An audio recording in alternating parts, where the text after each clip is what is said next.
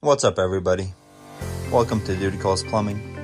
Today we're going to get rid of these homeowner special shark bite connections. They're very old and prone to leakage. We're going to replace them with solder joints and connect all of that with PEX piping. We're going to make sure to add a 3/4 valve with a bleeder so the irrigation line can be winterized properly. Enjoy.